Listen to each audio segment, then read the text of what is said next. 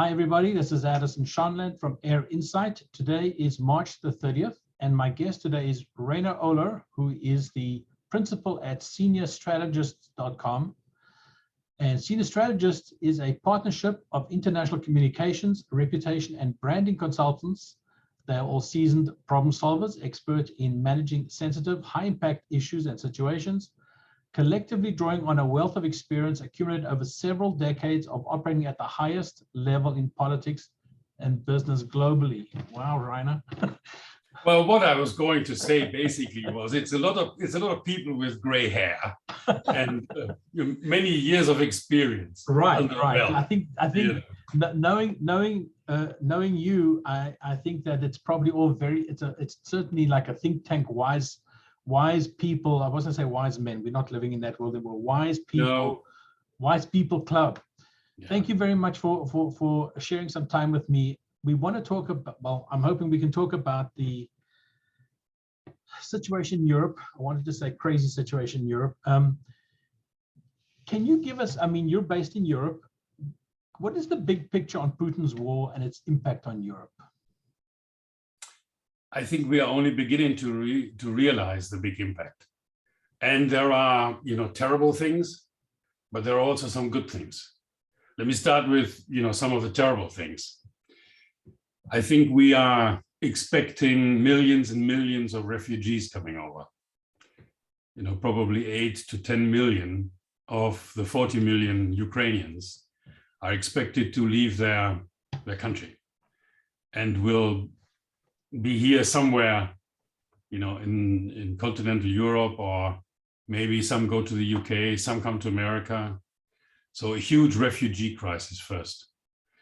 Then we are going to have, a massive economic impact because the Ukraine, but also Russia, but in particular the Ukraine is part of the supply chain for, agriculture, raw materials, but also for parts for industrial production, like the electric harnessing for cars. I think 90% of it comes from the Ukraine. I had no idea about that. I only learned that now. So, there are quite a number of industries who are now faced with a serious situation of business interruption. And then, of course, we have, the pictures every day on the television of the destruction, of the murder, of the killing, of genocide, pictures that we cannot comprehend that they're happening in Europe. We thought that this kind of war, that would be for someone else, not for us. And that was probably the biggest error. And with that, maybe I'm coming to the, more positive things that I see. I think some of us in Europe, and in particular us Germans, are becoming a little more real, a little more realistic to, what the world holds for us. When the wall came down, more than 30 years ago, we thought we had only friends and no more enemies. And we thought that, armed forces is something for America. They need that all around the globe, but not us Germans. Who would mess with us? Who would be interested in messing with us? Who would start a war in Europe? Maybe we need some troops to help the US in Afghanistan a little bit, or to help the French in Africa a little bit, or, to pretend to be able to do NATO missions. But for the defense of our home, we gave up on our air defense in Germany because we thought nothing can happen to us. And we are beginning to realize that not only in defense, we are in a difficult situation, we are also beginning to realize that we have made so many mistakes in our energy policy. And this is Germany. I'm not talking France, I'm not talking the UK, I'm not talking Italy or Spain. We're talking Germany here. The biggest economy in Europe has become totally dependent on Russian gas and oil. And of course, this is a fundamental disaster. Putin tricked us into us, and we were so naive, so stupid, maybe also so corrupt. I'm sure there is an element of that. And then we wanted to be, the morally superior people, and we stopped the nuclear power at the same time. You know, we only have 3 nuclear power stations left that we want to close down before the end of the year, because now everything is renewables. You know, we were so naive, unbelievable. I think it's a big wake up for many in Germany. I think I've never seen the EU acting so fast and so united. I think I've never seen NATO be, you know, Macron called NATO dead only a few months ago.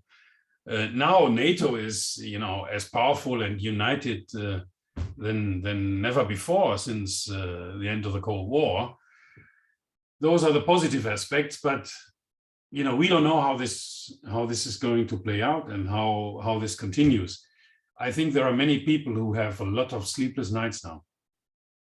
Wow, it's very shocking, very, very shocking. And you know, obviously I got to know you in the commercial aviation space, and we look at the shock. First the pandemic, then there was a sort of a second wave, and we were coming out of the second wave and figuring, okay, we can handle this now. We've got, you know, we've adjusted. Then we have this insanity. Yeah. So, and we thought Corona was bad. Right. Now we know, you know, it was a little foreplay. Yeah. You know, and we don't know whether, you know, the Ukrainian ambassador said we are basically at the eve of a third world war if it has not already started. This is what the Ukrainian ambassador to Berlin says. Now, okay, he wants to scare the shit out of everybody in Berlin, but is he totally wrong? You know, I don't know how this is going to end. I don't want to scare anybody. I don't want to scare myself.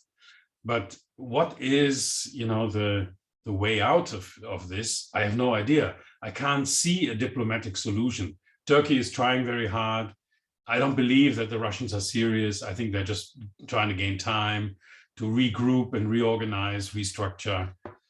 The Russians know that internally they are not faced with any opposition. You know, there's not going to be a coup.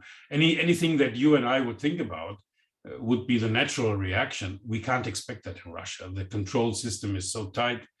The elite is. I think they are totally incapable of moving forward anything. They are in shock. They're faced with real poverty. But I'm not sure that there will be, or I'm sure there won't be, you know, on short notice, any regime change from inside. So, you know, we are probably faced with Russia being a center of concern and destabilization for a long time. But how long do we want to watch this? So it's interesting. My next question. You're jumping ahead here, but you're obviously strategy is your game. So my next thing was, how does this play out across the region and the globe? And it's interesting. I was doing some research on this, and I read a very interesting analysis where, for example, sanctions. If you look at Russia's economy, it's an export of oil and gas. They don't produce anything. They have to import everything in terms of technology to build what they have.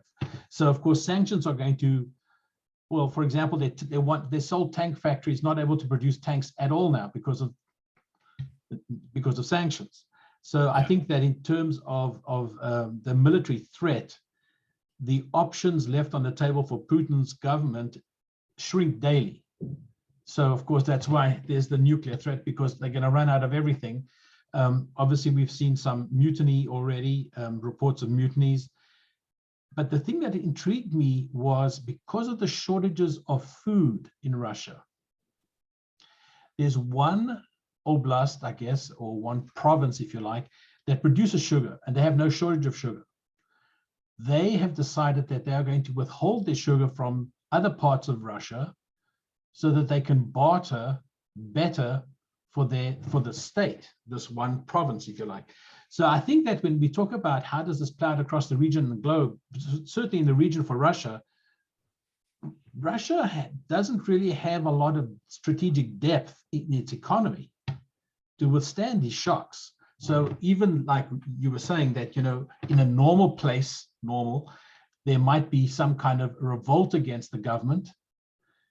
It may be that the Potemkin village, that is the Russian economy, is just going to collapse. And then not necessarily a coup, but there will be fracturing across that society, which the Kremlin cannot control because of interest groups.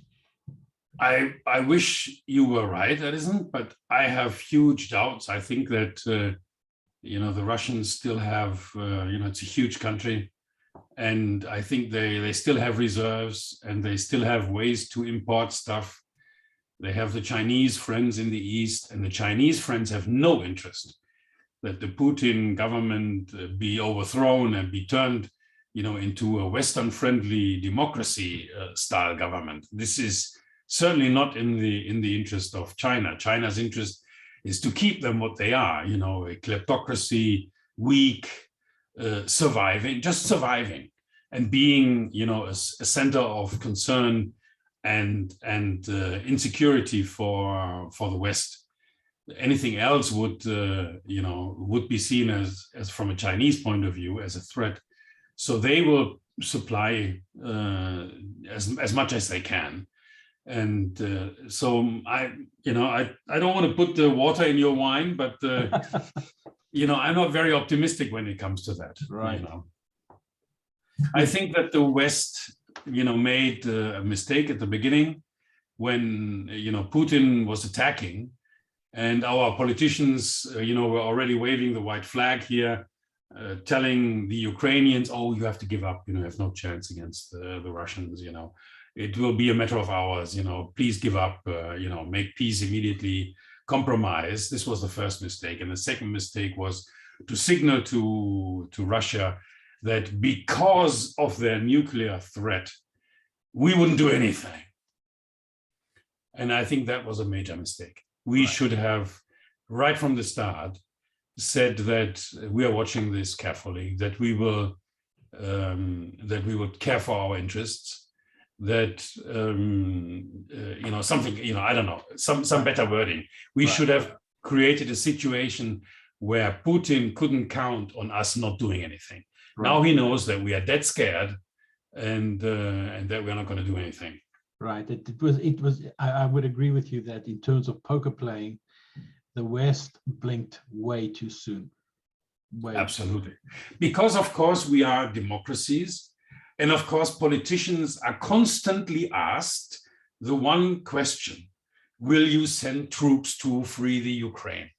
And, of course, they know that the citizens in their country, they want an answer, and they want a comforting answer. And they cannot give, a grayish answer on these kind of questions. That's very difficult for democratic politicians. But I think those are things that we need to learn when we deal with authoritarian governments. Isn't it fascinating when you look at that very issue and you look at the number of Polish civilians who are signing up for shooting lessons and training and volunteering? It seems actually, maybe Poland is only one example, but we see that the citizens are way ahead of the politicians in taking a stand. That's amazing to me. Yeah, and of course, the fear of the Russians in Poland is, very high, has always been very high for very good historical reasons. Right. I'll give you another figure. I think Finland, how many people are in Finland? 3.5 million or something? Right. They have, they have soldiers in reserve. They can put up an army of 900,000 soldiers out of a population of 3.5 million. It's amazing. They are ready. Right. It's interesting. The people on the border with Russia have a much finer smell of which way the wind is blowing. So how do both sides pull back from this conflict if we were to try and make this a two-sided thing? I don't think that there are two sides, probably a little bit more subtle and complex. For example, the behavior of the Hungarians. How does in Europe, how do you see this thing stopping or pulling back from the conflict? Do you believe what Russia said yesterday about changing their goals? Can you trust them? Well, we certainly can't trust them. And whether I'm, I can believe what they said, no. I want to see evidence for that. They said they want to pull back on Kiev. The same night, they created another major bombardment on Kiev. So, I don't believe anything until I see it, until I really see it happening. And I think Putin knows that because we in the West are so daring to see, the situation come back to peace and tranquility. He throws these things into the debate. Oh, we have peace negotiations. Yeah, we're changing strategy. We are reducing our interests to the east, blah, blah, blah. I don't believe a word of anything that he said.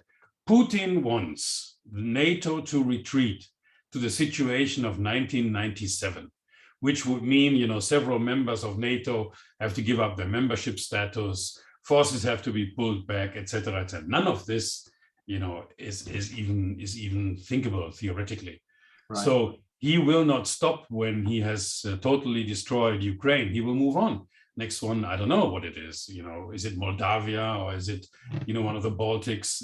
Probably Moldavia because they're not in NATO. But still, he will move on to create further situations of conflict. And he has to do something. He has to entertain his base in Russia, because the economy is going down. The shelves will be empty in the supermarket, but the Russians are ready to take a lot if they are told they are on a national mission. And that's exactly what he's giving them. And that's why I think, only, economic sanctions on the level that we have given out already is not enough. I believe we should have last weekend decided to go for a full economic oil and gas embargo as a first step. Right. And now someone is calling me. I have to turn this off. Sorry for that. So I think we should have last weekend agreed on an embargo of oil and gas. And yes, this would have devastating economic impact on Germany. 3, 4, 5%, nobody knows. But, we cannot wait until either he puts out this embargo, Putin, or because the crisis has gone so bad and the war has gone so bad, we feel forced to do it in, let's say, 6 weeks. The sooner we do it, the sooner we go for consequential, defense measures, as I would call them, right, and put maximum pressure on him, the quicker the situation can be changed. But sitting there like sitting duck, I think that's we're not really sitting there sitting duck. We're giving them a lot of money. We're giving them weapons. The stuff that America is delivering, I think it's astonishing. The stuff that the UK is delivering, and the stuff that goes across the borders now, it's amazing. What's transported. The Russians are basically shot down now in the Ukraine with their own Warsaw Pact weapons. The anti-tank and what have you. All their own stuff is all supplied to the Ukraine because the Ukraine forces know how to deal with that, and they're throwing it, under the tanks and the troops. I saw a statistic that was absolutely remarkable. Ukraine now has more tanks than they had at the start of the conflict because of what they've been able to capture. Yeah. That's amazing. Yeah. And we see these pictures with tractors, the John Deere tractors pulling them away. Right. There's that. I mean, there's clearly the tractor farmers, or the farmers with their tractors towing away vehicles. That is, that's going to become a meme for a long time. Yeah. Anyway, you've given me a lot of time here, so I think we should just cut to the chase. What do you think is the end game here? You talked about 6 weeks, but you're saying, look, pull the trigger now, put the squeeze on now to stop this. It makes sense to me, but political sense and practical sense are not necessarily the same thing. Indeed, and we have a government in Germany that is only in office since December, and they are basically social democrat and green people who all considers them more or less themselves pacifists. And for them to be faced with a war situation, you know, for them, this is really a change of time. And I think they're still struggling to understand the situation. Many of these who are now in government, in particular our chancellor, he was fighting Helmut Schmidt in the Pershing debate in the early 1980s. Edison, you will remember those days when hundreds of thousands of people, in Germany were fighting, against the missile deployment, and Reagan and Kohl pulled it through with the support of Helmut Schmidt at the time, the German chancellor.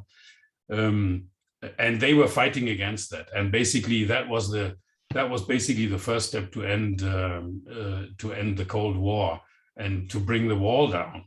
And now they are, they have been basically working on not supplying the German forces with, what NATO had demanded for years and years, which is more investment, more material, etc., because they thought it is not necessary, it's all bullshit. And now they're faced with, the total collapse of their foreign and security policy, and they have to implement the opposite now. That's not easy for them. Right. It's funny when you don't declare a war, it doesn't really matter. It's what the other guy does. Exactly. And of course, Edison, since I'm talking to, an American audience, we're a little bit scared of, your next elections. And there is really a fear, or a concern at least, that America, might bring in Trump back. And of course, that would be, from our point of view, the most terrible thing we can imagine. I think that our political system we've been through that shock, and I don't know if that shock would be a welcome back. I got to be very careful here. I don't want to be political on either side, but I think that the American electorate can see things as they are. The Republicans and the Democrats there's a lot of playing of politics. Unfortunately, we've seen this around the world, that it's not just in the US. I don't think there are any politicians right now that are worthy of respect, because clearly around the globe, there's just no political leadership that you can look at and say, okay, that I like, that's good leadership. Everybody's playing. They're all playing games. They're all moving the deck chairs on the Titanic. Come on, people, get serious. It's but I'm not the one who should be answering the questions here, Rainer. No, but thank you for giving me some comfort and hope. Yeah, I mean, one has to think that the shock that certainly the people that are following the news have got to see this this is a moment. This is literally a moment for us all to step back and say, wait a second, enough of the craziness. Yeah. We have to be careful of radicals on either side. I think this effect you could already see in the last local elections that we had last Sunday. They both knocked, they were not knocked out, both of them, the radical left and radical right, but they were massively reduced, and you could see, people moving towards the center. Right. So that's probably something that's good. Right. I mean, I think in the end, it's economic interests that are going to trump everything else. Pardon me using that word. It just, yeah. It's that word. It has no other meaning. People are going to look at the economic interest and say, wait a second, I don't want to be paying through the neck for gas or for, let's say, energy. I don't want to be dragged kicking and screaming into the electronic era without more proof that this stuff is really great. Sorry, Mr. Musk, nothing personal. Yeah. We've got to be careful. Technology is a wonderful thing, but I think we can see now we have to be careful with everything. Just don't be a lemming and jump off the nearest cliff. slow down, think about it. Absolutely. And I think, one of the challenges here in Germany is we have to rethink our energy policy. And, I think we need to stop closing down nuclear plants, at least for the time being. And I think we need to align in Europe on a more diverse, more technology open energy supply. The French all believe in nuclear, and they've done a very good job with it. They are more independent from anybody than anyone in Europe. They don't buy much gas from Russia. That's not their problem.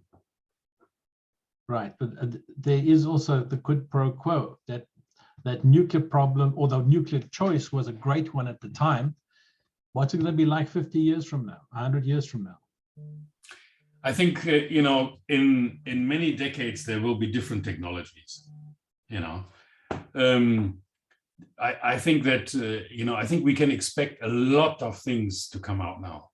The other day I read about hydrogen produced through waste, right? And they're working on it.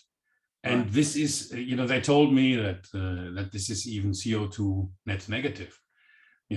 So I don't know whether it's true, but I believe that there are going to be so many new technologies developed, and the renewables, they will play a role, but we need something to back it up when right. the sun is not shining and when the wind is not blowing. Correct. So, and for that, I think we will see, different nuclear kind of technologies coming up.